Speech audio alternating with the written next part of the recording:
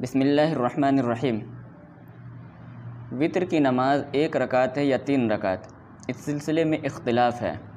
اہل حدیث کا ایک طبقہ کہتا ہے کہ وطر کی صرف 1 رکعت ہے، لیکن اس رائے کے اندر جان نہیں ہے، اس لیے امت نے اس رائے کو اہمیت نہیں دی، اور امت کا ایک بہت بڑا طبقہ فقہا اور محدثین اور علماء کرام نے 1 رکعت وطر پڑھنے سے منع کیا ہے، اور انہوں نے کہا ہے کہ وطر کی 3 رکعت ہے۔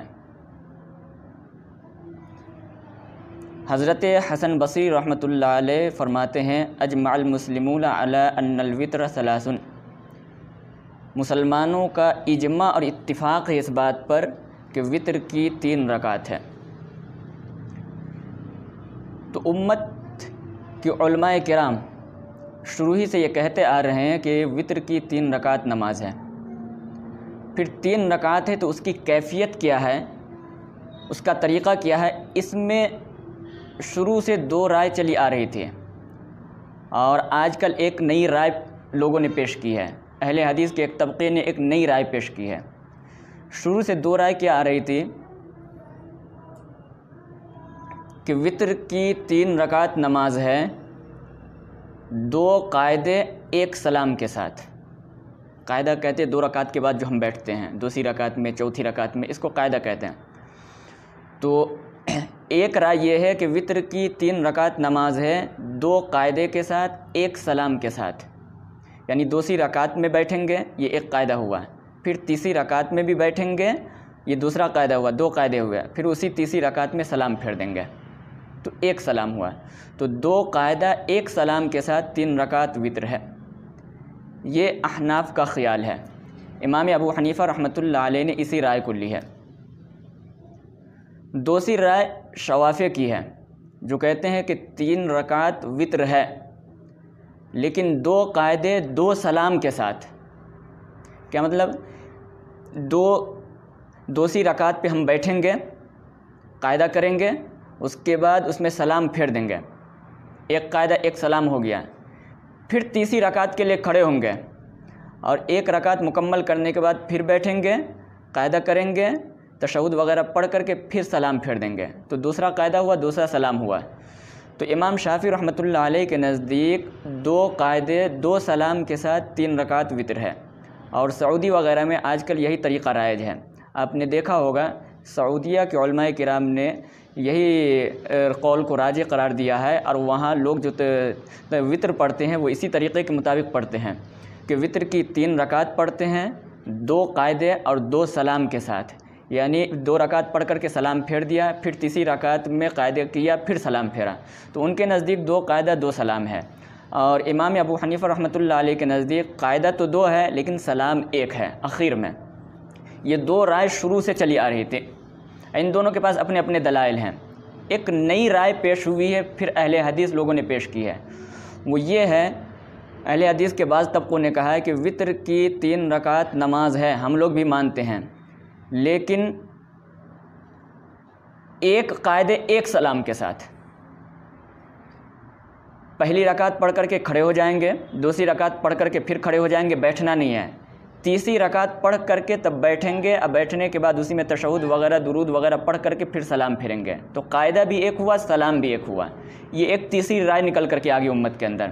شروع سے 2 رائے چلی آ رہی تھی، تو 2 قاعدہ 2 سلام، یہ امام شافعی رحمۃ اللہ علیہ اس کے قائل ہیں۔ سعودی عربیہ میں یہی ہوتا ہے۔ 1 قاعدہ 1 سلام کے ساتھ، یہ اہل حدیث کے بعض طبقوں نے یہ رائے دی ہے، اور 2 قاعدہ 1 سلام کے ساتھ یہ امام ابو حنیفہ رحمۃ اللہ علیہ کی رائے ہے۔ چونکہ ہم لوگ حنفی ہیں تو ہمیں اپنے وطر کی نماز کے دلائل یاد ہونی چاہیے کہ ہم جو وطر کی نماز 3 رکعت پڑھتے ہیں، 2 قاعدہ 1 سلام کرتے ہیں، تو اس کی کیا دلائل ہیں۔ ورنہ آج کل جو نیا طبقہ پیدا ہو رہا ہے وہ ڈائریکٹ حنفیوں پہ حملہ کرتا ہے اور کہتا ہے کہ حنفی لوگ نماز حدیث کے خلاف پڑھتے، ان کی نماز نہیں ہوتی۔ تو ہمیں دوسرے کے دلائل سے مطلب نہیں ہے، لیکن حنفیوں کو چاہیے کہ اپنے دلائل ان کو معلوم ہونی چاہیے کہ ہم جو 3 رکعت وطر پڑھتے ہیں اس کے کیا دلائل ہیں۔ تو یاد رکھیے ہمارے نزدیک وطر کی 3 رکعت ہے اور 1 سلام ہے، قاعدہ 2 ہے۔ اس پر بہت سارے دلائل ہیں، میں تقریباً یہاں پہ آپ کے سامنے 10 دلائل پیش کروں گا جس سے یہ بات واضح ہو جائے گی کہ وطر کی 3 رکعت ایک سلام کے ساتھ ہیں۔ سب سے پہلی دلیل تو بخاری شریف کی روایت ہے جو حضرت عائشہ رضی اللہ عنہا کی روایت ہے، بہت مشہور ہے۔ امی عائشہ رضی اللہ عنہ فرماتی ہیں ما کان یزید فی رمضان ولا فی غیرہ علی 11 رکعۃ، کہ نبی کریم صلی اللہ علیہ وسلم رمضان اور غیر رمضان میں 11 رکعت سے زیادہ نہیں پڑھتے تھے۔ تو وہ جو 11 رکعت حضور پڑھتے تھے اس میں 8 رکعت حضور کی تہجد کی نماز تھی اور 3 رکعت حضور کی وطر کی نماز تھی۔ تو پتہ چلا کہ وطر کی نماز 1 رکعت نہیں بلکہ 3 رکعت ہے۔ لیکن یہ 3 رکعت کیسے ہے؟ یہ روایت چونکہ مجمل ہے، 1 سلام کے ساتھ یا 2 سلام کے ساتھ، 1 قاعدے کے ساتھ یا 2 قاعدے کے ساتھ، یہی روایت نسائی شریف کے اندر آئی ہے، وہاں پہ اس کی وضاحت ہے۔ حضرت ابی ابن کعب کہتے ہیں کان رسول اللہ صلی اللہ علیہ وسلم یقرأ فی الوتر بسبح اسم ربک الاعلی، نبی کریم صلی اللہ علیہ وسلم جب وطر کی نماز پڑھتے تو پہلی رکعت کے اندر سبح اسم ربک الاعلی پڑھتے تھے، وفی الرکعۃ الثانیۃ بقل یا ایھا الکافرون، دوسری رکعت میں حضور قل یا ایھا الکافرون پڑھتے ہیں، وفی الثالثۃ بقل ھو اللہ احد، اور تیسری رکعت میں حضور قل ھو اللہ احد پڑھتے تھے۔ تو یہ روایت بتا رہی ہے کہ وطر کی 1 رکعت نہیں بلکہ 3 رکعت ہیں، اور تینوں رکعت میں کون کون سی صورتیں پڑھنی ہے اس کی بھی وضاحت حضرت ابی ابن کعب نے کر دی ہے، اور حضور جو پڑھتے تھے اسی کی وضاحت کی ہے۔ اس کے بعد ولا یسلم الا فی آخرہن، حضرت ابی ابن کعب کہتے ہیں کہ نبی کریم صلی اللہ علیہ وسلم 3 رکعت وطر پڑھتے اور اخیر میں سلام پھیرتے تھے، درمیان میں سلام نہیں پھیرتے تھے۔ امام ابو حنیفہ رحمۃ اللہ علیہ بھی یہی فرماتے ہیں کہ 2 رکعت کے بعد سلام نہیں پھیرا جائے گا، اخیر تیسری رکعت میں سلام پھیرا جائے گا۔ اور یہ حدیث بالکل اسی مسلک کی تائید کرتی ہے اور بالکل امام ابو حنیفہ رحمۃ اللہ علیہ کے مسلک کے مطابق ہے۔ یہ حدیث نسائی شریف کے اندر جلد نمبر 1 صفحہ نمبر 191 پہ موجود ہے۔ دوسری روایت مسند احمد جلد نمبر 6 صفحہ نمبر 156 پہ ہے۔ امی عائشہ صدیقہ رضی اللہ تعالیٰ عنہ فرماتی ہیں ان رسول اللہ صلی اللہ علیہ وسلم کان اذا صلی العشاء دخل المنزل، نبی کریم صلی اللہ علیہ وسلم نے ایک مرتبہ عشاء کی نماز پڑھی اور اس کے بعد اپنے گھر تشریف لے کر کے آئے۔ ثم صلی رکعتین، حضور گھر میں آنے کے بعد 2 رکعت نماز پڑھی۔ ثم صلی بعدہما رکعتین اطول منہما، اس 2 رکعت کے بعد پھر حضور نے 2 رکعت پڑھی، لیکن بعد کی جو 2 رکعت تھی پہلے سے زیادہ لمبی اور طویل تھی۔ ثم اوتر بثلاث، پھر حضور نے 3 رکعت وطر پڑھی، لا یفصل بینہن، حضور نے درمیان میں سلام نہیں پھیرا بلکہ اخیر میں سلام پھیرا۔ دیکھیے یہ حدیث بھی بالکل امام ابو حنیفہ رحمۃ اللہ علیہ کے مسلک کی تائید کرتی ہے کہ حضور نے دوسری رکعت پہ سلام نہیں پھیرا ہے بلکہ تیسری رکعت میں جا کر کے آخر میں حضور نے سلام پھیرا ہے۔ تیسری روایت مستدرک حاکم اور دارقطنی کی ہے، دارقطنی جلد نمبر 2 صفحہ نمبر 32 پہ ہے۔ امی عائشہ صدیقہ رضی اللہ تعالیٰ عنہ فرماتی ہیں کان رسول اللہ صلی اللہ علیہ وسلم لا یسلم فی الرکعتین الاولیین من الوتر، کہ نبی کریم صلی اللہ علیہ وسلم جب وطر کی نماز پڑھتے ہیں تو وطر کی دوسری رکعت پہ حضور سلام نہیں پھیرتے تھے۔ تو کیا مطلب ہوا؟ یعنی تیسری پہ جا کر کے سلام پھیرتے تھے۔ تو یہی امام ابو حنیفہ رحمۃ اللہ علیہ فرماتے ہیں کہ دوسری رکعت پہ سلام نہیں پھیرنا ہے، دوسری رکعت پہ قاعدہ تو ہوگا لیکن سلام نہیں پھیرا جائے گا، تیسری رکعت پہ جا کے سلام پھیرنا ہے۔ اس کے بعد چوتھی روایت مستدرک حاکم کی ہے، یہ بھی امی عائشہ صدیقہ رضی اللہ عنہ سے مروی ہے۔ حضرت عائشہ صدیقہ فرماتی ہیں کان رسول اللہ صلی اللہ علیہ وسلم یؤتر بثلاث، نبی کریم صلی اللہ علیہ وسلم وطر کی 3 رکعت نماز پڑھتے تھے، لا یسلم الا فی آخرہن، اور حضور درمیان میں سلام نہیں پھیرتے بلکہ آخر رکعت میں جا کر کے سلام پھیرتے تھے۔ اس کے بعد امی عائشہ فرماتی ہیں وہذا وطر امیر المؤمنین عمر بن الخطاب، اور اسی طریقے سے حضرت عمر ابن خطاب رضی اللہ عنہ بھی وطر پڑھتے تھے۔ یہی وطر کا طریقہ حضرت عمر ابن خطاب کا بھی تھا کہ وہ بھی اخیر میں سلام پھیرتے تھے۔ وعنہ اخذہ اہل المدینہ، اور حضرت عمر ابن خطاب سے یہی عمل اہل مدینہ نے لیا کہ مدینہ کے لوگ بھی 3 رکعت وطر پڑھتے اور اخیر میں سلام پھیرتے تھے۔ پتہ چلا کہ حضور کا بھی یہی عمل تھا، حضرت عمر ابن خطاب کا بھی یہی عمل تھا اور اہل مدینہ کا بھی یہی عمل تھا۔ اس کے بعد 5ویں حدیث دیکھیے، حضرت عبداللہ ابن مسعود فرماتے ہیں قال رسول اللہ صلی اللہ علیہ وسلم، نبی کریم صلی اللہ علیہ وسلم نے فرمایا وطر اللیل ثلاث کوطر النہار صلاۃ المغرب، وطر کی نماز 3 رکعت ہے दिन के वितर की तरह। दिन में कौन सी वितर है, यानी मगरिब की नमाज़। दिन में जो वितर नमाज है यानी मगरिब की नमाज़ की तरह रात की वितर की नमाज़ 3 रकात है। तो आप लोग जब मगरिब की नमाज़ पढ़ते हैं तो 3 रकात वितर पढ़ते हैं। और 3 रकात पढ़ने का तरीक़ा क्या है कि 2 रकात पे कायदा किया जाता है, फिर उठ करके तीसरी रकात पढ़ी जाती है और तीसरी रकात में कायदा करके फिर सलाम फेरा जाता है। तो जिस तरह से वितर की नमाज 2 कायदा 1 सलाम के साथ है, हुजूर ने फरमाया कि रात की वितर दिन के वितर की तरह है, तो रात की वितर भी 2 कायदे 1 सलाम के साथ पढ़ी जाएगी, तब जाकर के रात की वितर दिन के वितर की तरह होगी। ये रिवायत दारिक़ुतनी सफ़ा नंबर 28 पे मौजूद है। उसके बाद छठी रिवायत हज़रत उमर इब्न ख़त्ताब रज़ी अल्लाह अन्हु से मरवी है अन्नहु अवतर बिसलास रकातिन, कि हज़रत उमर इब्न ख़त्ताब रज़ी अल्लाह अन्हु 3 रकात वितर पढ़ते थे। लम यफ़सिल बैनहुन्ना बिसलामिन, और दरमियान में सलाम नहीं फेरते थे, आखिर में सलाम फेरते थे। ये रिवायत मुसन्नफ़ इब्न अबी शैबा जिल्द नंबर 2 सफ़ा नंबर 294 पे मौजूद है। उसके बाद 7वीं दलील हज़रत अब्दुल्लाह इब्न मसऊद से मरवी है। वो कहते हैं अलवित्र सलासुन कवित्र नहारी सलातिल मगरिबी, कि जैसे दिन की मगरिब की नमाज़ है उसी तरह से रात की वित्र दिन के मगरिब की तरह है, कि जिस तरह से मगरिब की नमाज़ 3 रकात है उसी तरह से रात की वित्र 3 रकात होगी। जिस तरह से मगरिब की नमाज़ 2 कायदे 1 सलाम के साथ पढ़ी जाती है, तो इसी तरह से रात की वित्र भी 2 कायदे 1 सलाम के साथ पढ़ी जाएगी। 8वीं दलील हज़रत अब्दुल्लाह इब्न अब्बास फरमाते हैं अलवित्र का सलातिल मगरिबी, कि वित्र की नमाज़ मगरिब की नमाज़ की तरह है। मुअत्ता इमाम मोहम्मद के अंदर ये रिवायत मौजूद है। 9वीं दलील हज़रत मकहूल रहमतुल्लाह अलैह से मरवी है अन्नहु कान युतिरु बिसलासिन, कि हज़रत मकहूल जब वित्र की नमाज़ पढ़ते तो 3 रकात वित्र पढ़ते थे। ला युसल्लिमु फ़ी रकअतैन, दूसरी रकात पे जाकर के वो सलाम नहीं फेरते थे, बल्कि तीसरी रकात पे जाकर सलाम फेरते। ये रिवायत मुसन्नफ़ इब्न अबी शैबा जिल्द नंबर 2 सफ़ा नंबर 294 पे मौजूद है। 10वीं दलील हज़रत हसन बसरी रहमतुल्लाह अलैह फरमाते हैं अजमाअल मुस्लिमून अला अन्नल वित्र सलासुन, मुसलमानों का इस बात पर इत्तिफ़ाक़ है, इजमा है कि वित्र की नमाज़ 3 रकात है। ला युसल्लमु इल्ला फ़ी आखिरिहिन्ना, और 2 रकात पे सलाम नहीं फेरा जाएगा बल्कि आखिर रकात तीसरी रकात पे सलाम फेरा जाएगा। ये रिवायत मुसन्नफ़ इब्न अबी शैबा जिल्द नंबर 2 सफ़ा नंबर 294 पे मौजूद है। तो हमने 10 दलाइल आपके सामने पेश किए हैं जिनसे पता चलता है कि वित्र की नमाज़ 3 रकात है, 2 कायदे और 1 सलाम के साथ है। यानी दूसरी रकात पे कायदा करेंगे लेकिन वहाँ पे सलाम नहीं फेरेंगे, फिर तीसरी रकात पे कायदा करेंगे, वहाँ आखिर में सलाम फेरा जाएगा। तो इन 10 और भी दलाइल हैं अहनाफ के पास, लेकिन उनमें से हमने 10 दलाइल आपके सामने पेश किए हैं ताकि आपको शरह सदर और यकीन हो जाए कि हम जो 3 रकात वित्र पढ़ते हैं ये हदीस के ख़िलाफ़ नहीं बल्कि हदीस के बिल्कुल ऐन मुताबिक है। और हमारे पास एक दलील नहीं बल्कि बहुत सारे ढेर सारे दलाइल हमारे पास मौजूद हैं जिससे इस बात की तायीद होती है कि वित्र की नमाज़ 3 रकात 1 सलाम 2 कायदे के साथ है।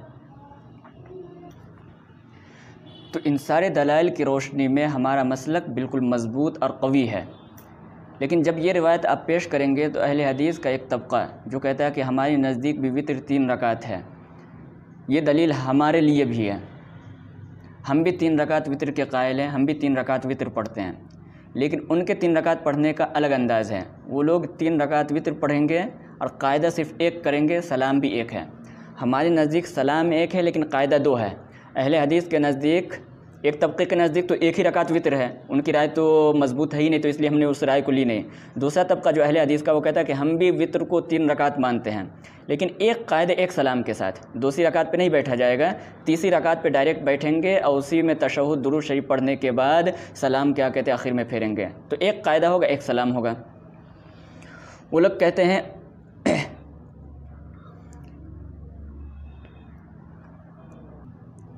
वित्र की दूसरी रकात पे कायदा करनी चाहिए या नहीं करनी चाहिए, क्योंकि अहले हदीस का एक जो नया तबका है जो 3 रकात वित्र का कायल है वो कहते हैं कि दूसरी रकात पे कायदा नहीं है, कायदा डायरेक्ट तीसरी रकात पे और वहीं पे सलाम है। लेकिन हम हनफी लोग दूसरी रकात पे कायदा करते हैं, फिर तीसरी रकात पे भी कायदा करते हैं। इसकी भी हमारे पास मजबूत दलील मौजूद है।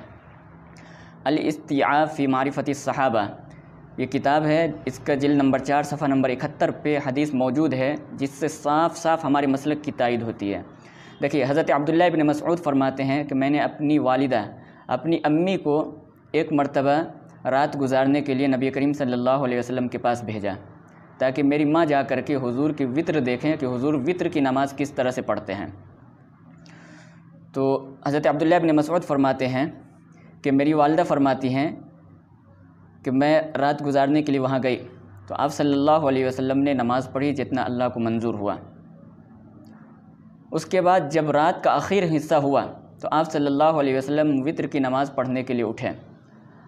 آپ نے وتر کی نماز پڑھنے کا ارادہ کیا اور پڑھنا شروع کیا۔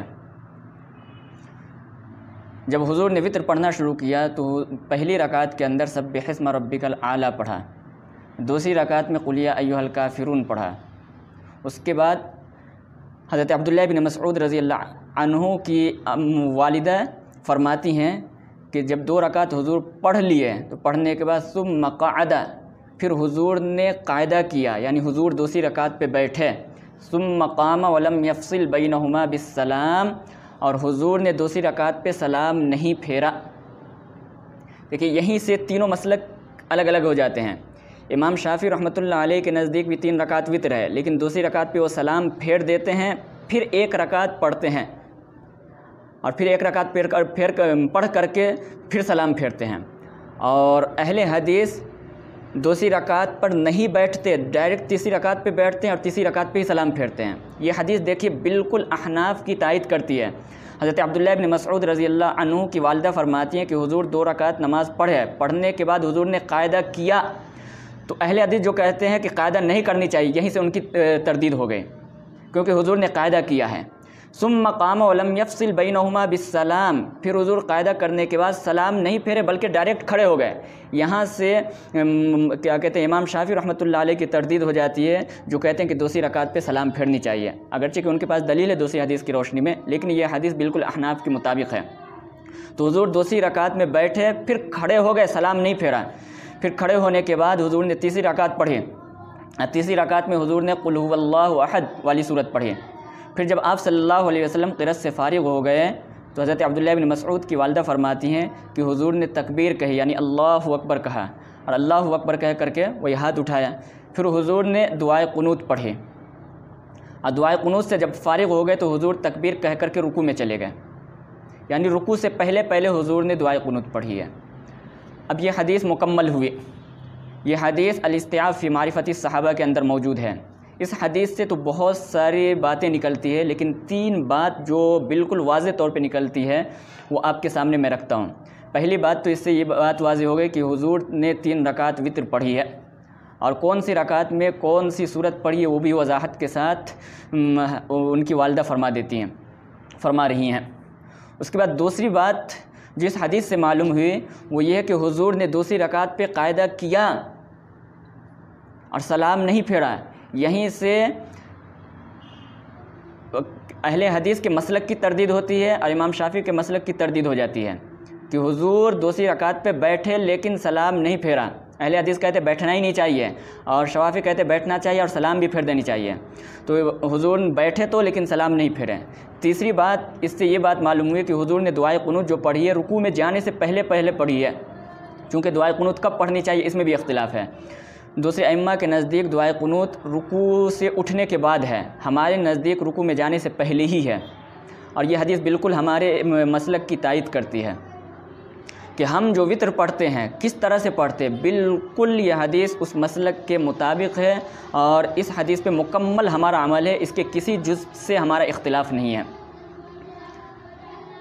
بعض روایتوں سے ثابت ہوتا ہے کہ دعائے قنوت رکوع سے اٹھنے کے بعد پڑھنی چاہیے، لیکن وہاں پہ امام ابو حنیفہ رحمۃ اللہ علیہ جواب دیتے ہیں کہ وہاں پہ دعائے قنوت سے مراد قنوت وتر نہیں بلکہ قنوت نازلہ ہے، جو حضور اکرم صلی اللہ علیہ وسلم نے خاص موقع پہ 1 مہینہ کے لیے پڑھی تھی، اور وہ حضور رکوع سے اٹھنے کے بعد پڑھی تھے۔ تو خاص موقعوں کے لیے جو قنوت ہے وہ قنوت نازلہ ہے، قنوت وتر نہیں ہے۔ قنوت وتر پورے سال وتر کی نماز میں پڑھی جاتی ہے، اور یہ رکوع سے پہلے پڑھی جاتی ہے۔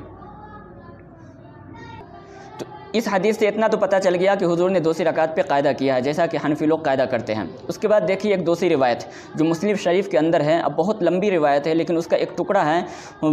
حضرت عائشہ فرماتی ہیں کان یقول، نبی کریم صلی اللہ علیہ وسلم فرماتے تھے فی کل رکعتین التحیۃ، کہ ہر نماز کی دوسری رکعت پر تحیات ہے، کیا کہتے تشہد ہے۔ حضور اکرم صلی اللہ علیہ وسلم نے اس جملے کے ذریعے سے ایک ضابطہ بیان کر دیا، ایک اصول بیان کر دیا، ایک قاعدہ بیان کر دیا کہ جو بھی نماز پڑھی جائے، چاہے وہ نماز فرض ہو، چاہے واجب ہو، چاہے سنت ہو، چاہے نفل ہو، چاہے 5 وقتہ نماز ہو، جمعہ کی نماز ہو، اشراق کی نماز ہو، تہجد کی نماز ہو، اوابین کی نماز ہو، عیدین کی نماز ہو، جو بھی نماز ہو، آدمی جو بھی نماز پڑھے 2 رکعت کے بعد تشہد میں بیٹھے، 2 رکعت کے بعد تشہد پڑھا جائے گا۔ تو اس میں دیکھیے حضور نے وطر کو الگ نہیں کیا ہے، اس ضابطے کے تحت وطر کی نماز بھی آتی ہے کہ جب وطر کی نماز پڑھی جائے تو دوسری رکعت پہ قاعدہ کیا جائے، جیسا کہ احناف کہتے ہیں، اور مسلک اہل حدیث کی تردید ہوتی ہے، وہ کہتے ہیں کہ دوسری رکعت پہ قاعدہ نہیں کرنی چاہیے۔ حالانکہ اس حدیث کے ضابطے کے تحت یہ بات آتی ہے کہ وطر ہو چاہے کوئی بھی نماز ہو، جب آدمی پڑھ رہا ہو تو دوسری رکعت پہ قاعدہ کر کے تشہد پڑھنی چاہیے۔ اس کے بعد دیکھیے تیسری دلیل کہ حضور اکرم صلی اللہ علیہ وسلم نے وطر کی نماز کو مغرب کی نماز کے ساتھ تشبیہ دی ہے۔ تو اس تشبیہ کا تقاضا بھی یہ ہے کہ جس طرح سے مغرب کی نماز میں ہم دوسری رکعت پہ قاعدہ کرتے ہیں، دوسری رکعت پہ بیٹھتے ہیں، تو وطر کی نماز جب پڑھی جائے تو وطر کی نماز میں بھی دوسری رکعت پہ قاعدہ کیا جائے، تبھی جا کر کے تشبیہ مکمل ہوگی۔ اہل حدیث حضرات جو 3 رکعت وطر پڑھتے ہیں لیکن ایک ہی سلام ایک ہی قاعدے کے ساتھ پڑھتے ہیں، وہ کہتے ہیں کہ ایک حدیث نبی کریم صلی اللہ علیہ وسلم کی جس میں حضور نے فرمایا ہے لا تشبہوا بصلاۃ المغرب، کہ وطر کی نماز مغرب کی نماز کی طرح مت پڑھو۔ یہ دارقطنی کی روایت ہے، دارقطنی کے اندر یہ حدیث موجود ہے۔ تو اہل حدیث اسی حدیث سے استدلال کرتے ہوئے کہتے ہیں کہ حضور نے وطر کی نماز کو مغرب کی نماز کی طرح پڑھنے سے منع کیا ہے۔ تو اگر وطر کی نماز میں دوسری رکعت پہ قاعدہ کریں گے تو جیسے مغرب کی نماز میں دوسری رکعت پہ قاعدہ ہوتا ہے اسی طرح سے ہو جائے گا، اور حضور نے وطر کی نماز کو مغرب کی نماز کی طرح پڑھنے سے منع کیا ہے، اس لیے ہم لوگ دوسری رکعت پہ قاعدہ نہیں کرتے، ڈائریکٹ تیسری رکعت پہ قاعدہ کرتے ہیں اور وہیں پہ سلام پھیرتے ہیں تاکہ ہماری وطر کی نماز مغرب کی نماز کی طرح نہ ہو۔ یہ ان کی دلیل، حالانکہ یہ دلیل نہیں بلکہ ڈھکوسلا ہے اور شبہ ہے۔ دیکھیے امام ابو حنیفہ رحمۃ اللہ علیہ کو اللہ نے علم بھی دیا تھا، عقل بھی دی تھی، بہت بڑے امام تھے، اللہ نے بہت ساری خوبیوں سے اور بہت ساری نعمتوں سے نواز رکھا تھا۔ ہمارے امام علم والے بھی تھے اور عقل والے بھی تھے۔ امام ابو حنیفہ رحمۃ اللہ علیہ فرماتے ہیں کہ دیکھو حدیث 2 قسم کی ہے، ایک حدیث ہے جس میں حضور نے فرمایا کہ وطر کی نماز مغرب کی نماز کی طرح ہے، اور دوسری حدیث ہے کہ وطر کی نماز کو مغرب کی نماز کی طرح مت پڑھو۔ تو اب اس طرح سے مسئلہ نکالا جائے کہ دونوں حدیثوں پہ عمل ہو جائے۔ جب بھی اس طرح کی حدیث میں ٹکراؤ ہوتا ہے تو امام ابو حنیفہ رحمۃ اللہ علیہ کا یہی طرز ہے کہ وہ اس طرح سے مسئلہ نکالتے ہیں کہ دونوں حدیثوں پہ عمل ہو جایا کرتا ہے۔ تو حضرت امام ابو حنیفہ رحمۃ اللہ علیہ نے فرمایا کہ حضور نے فرمایا کہ وطر کی نماز مغرب کی نماز کی طرح ہے۔ کیا مطلب ہوا کہ جیسے مغرب کی نماز، اب اس حدیث پہ عمل کرنا ہے تو کیسے ہوگا؟ جیسے مغرب کی نماز 3 رکعت ہے اسی طرح سے وطر کی نماز بھی 3 رکعت ہے، لہٰذا یہ وطر مغرب کی طرح ہوا۔ دوسری بات کہ جیسے مغرب کی نماز میں دوسری رکعت پہ ہم قاعدہ کرتے ہیں اسی طرح سے وطر کی نماز میں بھی دوسری رکعت پہ قاعدہ کیا جائے گا۔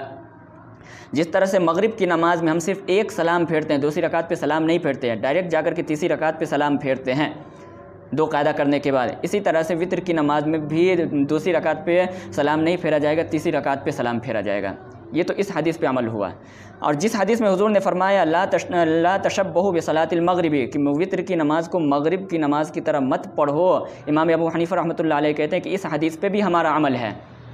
اس حدیث میں وطر کو مغرب سے الگ کرنے کے لیے کہا گیا، ہم بھی الگ کرتے ہیں۔ وہ کس طرح سے الگ کرتے ہیں کہ دیکھیے مغرب کی تیسری رکعت میں صرف سورہ فاتحہ پڑھی جاتی ہے، اس کے بعد سورت نہیں ملائی جاتی، اور وطر کی تیسری رکعت میں سورہ فاتحہ کے بعد سورت بھی ملائی جاتی ہے۔ تو اس طرح سے مغرب میں اور وطر کی نماز میں فرق ہو گیا۔ حضور نے فرمایا تھا وطر کی نماز کو مغرب کی طرح مت پڑھو، اس طرح سے ہم نے فرق کر دیا، دونوں ایک نہیں ہوا۔ دوسرا فرق یہ ہے کہ وطر کی نماز میں دعائے قنوت پڑھی جاتی ہے تیسری رکعت میں جا کر کے، اور مغرب کی نماز میں دعائے قنوت نہیں پڑھی جاتی، تو اس طرح سے بھی فرق ہو گیا۔ حضور نے فرمایا تھا مغرب کی نماز کی طرح مت پڑھو، تو ہم مغرب کی نماز کی طرح نہیں پڑھ رہے ہیں، مغرب کی نماز میں دعائے قنوت نہیں پڑھی جاتی جبکہ وطر کی نماز میں دعائے قنوت پڑھی جاتی ہے، تو اس طرح سے فرق ہوا۔ اور اس طرح سے جب مسئلہ نکلے گا تو دونوں حدیثوں پہ عمل ہو جائے گا۔ لہٰذا میرے دوستو، عزیز ساتھیوں، میں نے ان سارے دلائل کی روشنی میں آپ حضرات کے سامنے واضح کیا ہے کہ امام ابو حنیفہ رحمۃ اللہ علیہ کا جو مسلک ہے اور ہمارا جو کیا کہتے ہیں مسئلہ ہے، بالکل حدیث کے عین مطابق ہے۔ ان سارے دلائل کی روشنی میں یہ بات مسلم اور واضح ہو جاتی ہے، روز روشن کی طرح واضح ہو جاتی ہے کہ مسلک احناف بالکل حدیث کے عین مطابق حدیث کے خلاف نہیں ہے۔ اب آخر میں آپ حضرات سے گزارش کروں گا، جتنے ہمارے حنفی بھائی ہیں، کہ آپ بالکل مطمئن رہیں، کسی کے بہکاوے میں نہ آئیں کہ آپ کی وطر کی نماز حدیث کے خلاف ہے۔ نہیں، ایسا نہیں ہے، بلکہ آپ کی وطر کی نماز بالکل حدیث کے عین مطابق ہے، اور اس پر حضور کا بھی عمل یہی تھا، خلفائے راشدین کا بھی یہی عمل تھا، صحابہ کرام کا بھی یہی عمل تھا، اس کے بعد تابعین کا بھی یہی عمل تھا، تبع تابعین کا بھی یہی عمل تھا۔ اور میں نے 10 دلائل آپ کے سامنے رکھے ہیں، اور 10 ہی نہیں، اس کے علاوہ بہت سارے دلائل ہیں جس سے ہمارے مسلک کی تائید ہوتی ہے۔ لہٰذا کسی کے بہکاوے میں ہرگز نہ آئیں۔ اگر کوئی بہکا رہا ہے تو آپ کو اپنے مسلک پہ یقین ہونی چاہیے کہ ہمارا مسلک بھی حدیث کے مطابق، حدیث کے خلاف نہیں ہے۔